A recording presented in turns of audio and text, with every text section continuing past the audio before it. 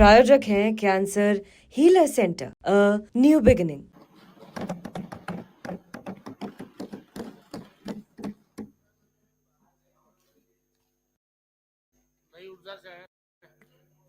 माननीय सभापति महोदय, मैं आपका धन्यवाद देना चाहूंगा कि आपने इस राज्यपाल के अभिभाषण पर मुझे बोलने का मौका दिया।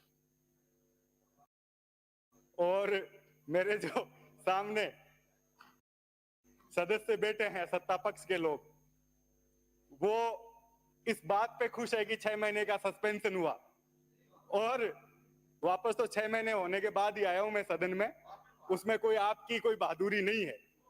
तो सभापति महोदय कि हम वो लोग हैं जो संविधान का और इस चेयर का हमेशा जिन्होंने सम्मान किया है। हम लोग बाबा साहब अंबेडकर के उस संविधान को मानते हैं जिसमें ये चेयर इस सदन नहीं पूरे राजस्थान के लोगों की उम्मीदों की आकांक्षा है। और ये सब दुर्भाग्यपूर्ण घटना क्यों घटी, ये सारा गतिरोध क्यों हुआ? क्योंकि मेरे जो सामने सत्ता पक्ष के लोग बैठे हैं, ये ना जनता की उम्मीदों पे खरा उतर पा रहे और ना इनके मंत्री इस सदन में जवाब दे पा रहे, और उनके बचाव में स्पीकर साहब को आना पड़ा और उसकी वजह से मेरी सस्पेंशन हुई। और सभापति महोदय, ये तो शहादत है, ये तो जिंदा लोगों के हिस्से में आती है। तो ऐसा सस्पेंशन अगर जनता की आवाज उठाने के लिए मेरा बार बार हुआ तो भी मैं उस आवाज को उठाता रहूंगा। इस बात को इस सदन में रखना चाहता हूं। और आज इस राज्यपाल के अभिभाषण पर बोलने का मौका दिया, ये किताब मेरे हाथ में है और मुझे अफसोस है कि जो भारतीय जनता पार्टी के लोग, जिनकी छवि ये बनी हुई है कि झूठे भाषण दो, झूठे वादे करो, बार बार करो ताकि जनता उनके बहकावे में आ सके। और मुझे अफसोस है कि राज्यपाल महोदय से इतना झूठ 2 घंटे में बुलवाया इन लोगों ने, ये किताब हाथ में देकर, जो राजस्थान की जनता के धरातल पर जिसका कोई लेना देना नहीं। पहला बजट इससे पहले आया, वो अभी तक जमीन पर एक भी क्रियान्वयन उस बजट का नहीं हुआ। दूसरा बजट भारतीय जनता पार्टी लेकर आ रही है और राज्यपाल महोदय को आज से पहले हमने देखा कि ये संवैधानिक पद है और यहां बैठा व्यक्ति राजस्थान की जनता की, दोनों पार्टियों की पक्ष विपक्ष की बात यहां करता है, लेकिन राज्यपाल महोदय से ऐसे भाषण दिलाया जैसे भारतीय जनता पार्टी के वो कार्यकर्ता के तौर पर यहां बोल रहे हैं। आदरणीय सभापति महोदय, केंद्र का दूसरा बजट अभी थोड़े दिन पहले आया और हमने देखा कि फिर राजस्थान का नाम उस बजट में कहीं भी नहीं था और कहीं भी कोई घोषणा उस बजट में केंद्र के में राजस्थान के लोगों के लिए नहीं हुई।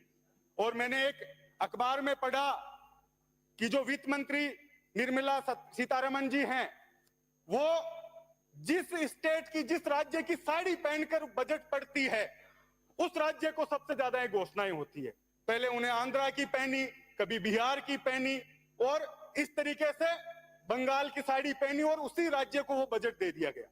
तो मैं, हमारी वित्त मंत्री सम्मानीय दिया कुमारी जी, वो भी महिला है, मैं उनसे निवेदन करता हूं कि 1-2 साड़ी आप उनको देकर आए ताकि राजस्थान का याद उनको रहे जब वो बजट पढ़े, एक आध घोषणा इस राजस्थान की जनता के लिए हो सके। माननीय सभापति महोदय, आज मेरे से पूर्व वक्ता कह रहे थे, भारतीय जनता पार्टी के जो माननीय सदस्य हैं, वो बोले कि आप, हमने काम किया उसकी तो आप प्रशंसा करो। मैं आपके माध्यम से कहना चाहता हूं सभापति महोदय कि जब हम छोटे थे तब से सुनते थे कि इस राजस्थान में भारतीय जनता पार्टी को सींचने वाले लोग किरोड़ी लाल मीणा जी, वसुंधरा राजे जी, देवी सिंह बाठी जी, ये लोग इस भारतीय जनता पार्टी को सींचने वाले लोग हैं। ये हमारे मुंह से प्रशंसा करवाना चाह रहे हैं, लेकिन वो दिग्गज इन लोगों की खिलाफत कर रहे हैं, सड़क पर उतरे हुए हैं, उसका जवाब इनको देना चाहिए। वो लोग अपने आज रखो, समय जा रहा है। समय की बात कर रहा हूं, 10 मिनट ही बोलूंगा, बस यही दिक्कत है। हमें इनको प्रोटेक्ट करने के चक्कर में ये सब गतिरोध बढ़ रहा है। तो ये सारे लोग आप लोगों की बुराई कर रहे हैं, हमारे मुंह से आप लोग क्यों बढ़ाई करवाना चाह रहे हैं और क्यों हम करेंगे? राजस्थान की जनता देख रही है।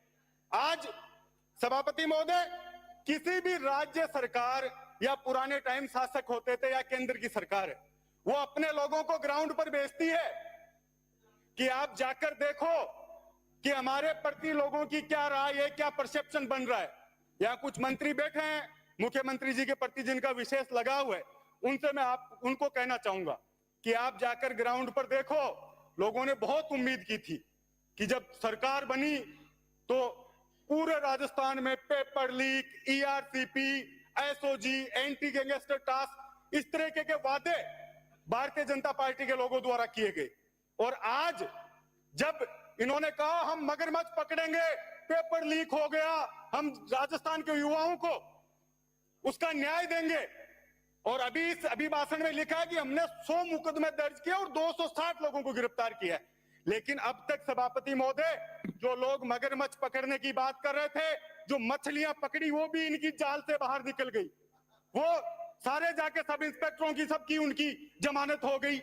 ऐसा ही भर्ती परीक्षा रद्द करने को लेकर कभी क्या बयान आता है, कभी क्या बयान आता है। आज भी वो राजस्थान का युवा कह रहा है कि इन भजनलाल जी से तो पार पड़ने वाली नहीं है, ये तो सिर्फ भाषण दे सकते हैं। तो आपके मुख्यमंत्री की और आप लोगों की जो बची हुई छवि लोगों में बच सके, उसमें आप लोग कम से कम ऐसे कठोर कदम उठाओ ताकि राजस्थान की जनता कहे, युवा कहे कि जो वादे भारतीय जनता पार्टी लोगों से करके आई थी उस पर कुछ काम कर रही है। आदरणीय सभापति महोदय, इसमें बजट में बात हुई, इस अभिभाषण में बात हुई कि पूर्ववर्ती सरकार ने बिजली व्यवस्था खराब कर दी राजस्थान की। अब आप लोगों की सरकार है, छत्तीसगढ़ में आप लोगों की सरकार है, केंद्र में आप लोगों की सरकार है, कोयला आप कहीं से भी ला सकते हैं, और सोलर, जो सौर ऊर्जा की बार बार आप बात कर रहे हैं, सभापति महोदय जाके धरातल पर देखो, यह स्थिति है सर्दी के समय भी किसानों को गांवों में। और मुझे लगता है कि आपकी डिक्शनरी में सिर्फ शहर और उद्योग हैं जिनको बिजली दे सकते हो, तो बात अलग है। बाकी गांवों में किसानों की, लोगों की यह स्थिति है, समय पर बिजली आ नहीं रही, वोल्टेज नहीं आ रहे, और बचे हुए में जो कर्मचारी और अधिकारी हैं वो लोग उनकी कटौती करके किसानों को परेशान कर रहे हैं। आज सौर ऊर्जा के जो आप लोग बड़ी लाइनें बिछा रहे हैं, हमारे समय भी चालू हुई, कोई भी तरीके की उनके लिए आप लोगों ने, सरकार ने मुआवजे की व्यवस्था नहीं की। एक किसान है जिसका 1 बीघा का खेत है, 2 बीघा का खेत है, और वहां से लाइन जा रही है, बड़ी लाइन, उनके लिए मुआवजे की व्यवस्था आप लोग प्रॉपर सदन से करवाएं, ये मांग आप लोगों से मैं करना चाहता हूं। माननीय सभापति महोदय,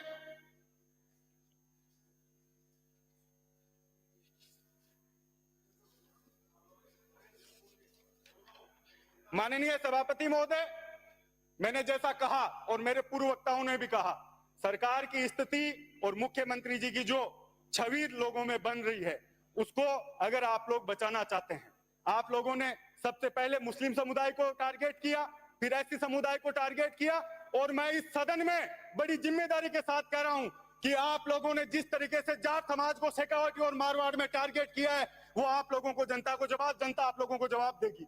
जिस तरीके से जाट समाज के कर्मचारियों को आप लोग जाति और धर्म नाम देखकर जिस तरीके से ट्रांसफर कर रहे हैं, अभी माननीय सदस्य बोल रहे थे हम घर के पास लाए, कितने लोग हर विधानसभा में 100 से 200 लोगों को आप लोगों ने ट्रांसफर किया है, और उनकी कोई वजह नहीं थी।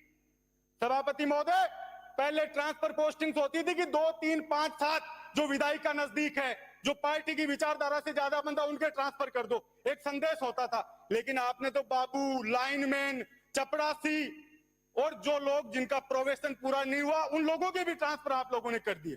अभी जो मंत्री यहाँ बैठे हैं, मैं उनसे कहना चाहूंगा कि आप लोगों को यहाँ मंत्री इसलिए बनाया कि आप उस समाज का प्रतिनिधित्व कर रहे हैं। आप ये बात कहिए मुख्यमंत्री जी को कि आप किसी के प्रति दुर्भावना से आप ट्रांसफर ना करें, ये बात आप लोगों को पहुंचानी होगी। माननीय, आप जाके लिस्ट देखिए, आप माननीय मंत्री मेरे जिले के प्रभारी मंत्री हैं, आप जाके स्थिति देखिए प्रत्येक विधानसभा में किस तरीके से आप लोग दुर्भावना से उन लोगों को प्रताड़ित कर रहे हैं। कौन कर्मचारी अधिकारी चुनाव जिता देगा, लेकिन आप लोग उन पे अपनी दुर्भावना निकालने का काम कर रहे हैं, और मैं समझ सकता हूं ये सही भी हो सकता है। आप जाके देखो, आपने विधानसभाएं आपने विधानसभा, थाने, तहसील, कचहरी सब लोग ठेके पे दे दिए लोगों को। जाके देखिए आप लोगों की छवि, गाँव में घुसने नहीं देगी जनता। जिस तरीके से लोकसभा में आप लोगों की असर हुआ, वो असर दोबारा होगा आप लोगों का। आपको इस बात को ध्यान रखना होगा। अभी की चिंता ना करें, अभी खींवसर और झुंझुनू में दिया है आशीर्वाद लोगों ने। मुख्यमंत्री का नाम ले रहे हैं। खींवसर झुंझुनू में आशीर्वाद दिया है जनता ने। नहीं कर सकते। खींवसर झुंझुनू में आशीर्वाद दिया है जनता ने। खींवसर झुंझुनू में आशीर्वाद दिया विधानसभा है, कोई समाज नहीं कर सकते। इस तरह से मुख्यमंत्री की मेहनत कर रहे हैं, गलत है। कर्मचारी की कोई गलती नहीं होती। अधिकारी बोलना चाह रहे हैं, ये मुख्यमंत्री जी का नाम किस लिए इंगित कर रहे हैं? अन्य सभापति महोदय, मुख्यमंत्री जी का नाम गलत इंगित कर रहे हैं। ये जातिगत जहर घोलने का काम बता रहे हैं। जिस तरीके से अंकित नहीं होगा, समय समाप्त हो गया। विराजिए विराजिए विराजिए। माननीय सभापति महोदय, ये मुकेश भाकर जी का कसूर नहीं है, ये कांग्रेस की फितरत रही है कि राजस्थान में जातिवाद का जहर जो कांग्रेस ने घोला है, इनके संस्कारों में बार-बार ऐसे इस प्रकार की बात, जातिगत बात सदन में बार-बार शोभा नहीं देता है। संसदीय मंत्री जी बैठे, कोई बात आती है बोल देंगे, कोई मतलब ताराचंद जी जैन साहब बोले। चालू हो रहा, बोलिए। माननीय सभापति महोदय, मुझे राज्यपाल के अभिभाषण पर बोलने का अवसर प्रदान किया, उसके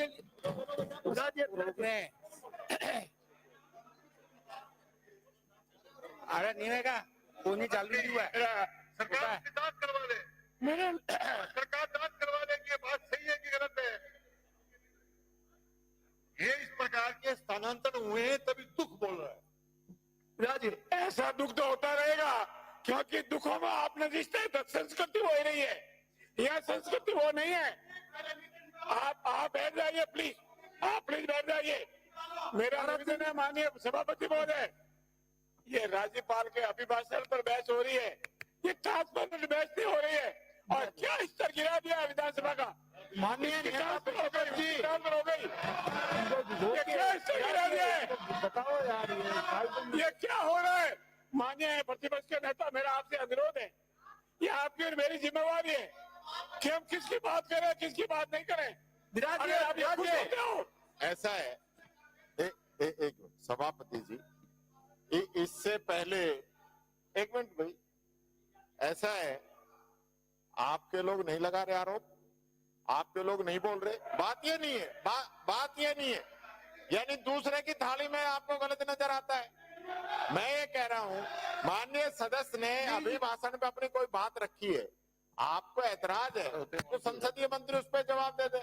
आपको ऐतराज है, आप लिस्टों की जांच करवा के बात कर ले। ऐसा नहीं हो सकता, प्लीज लिस्टों की जांच करा लो। आप की जांच करें। जाति के नाम पे टारगेट करके आप जाति के नाम का टारगेट नहीं है, कांग्रेस की फितरत है। इतना बड़ा विषय नहीं है। ये आज दिन तक विराजिए विराजिए। जांच करा लो। आपके नेता प्रतिपक्ष बोल रहे हैं ना, आप विराजिए। आपको अगर ऐतराज है, जांच करा लो, बाकी ये इतना वाद विवाद का विषय नहीं है। माननीय सदस्य ने अपनी बात कह दी, आप माननीय प्रतिपक्ष के नेता माननीय ताराचंद जी जैन साहब, भारतीय जनता पार्टी जातिवाद से ऊपर काम करती है। विराजिए विराजिए आदमी आप बने चक्रों में पड़ते। माननीय सभापति। प्रायोजक हैं cancer healer centre, a new beginning.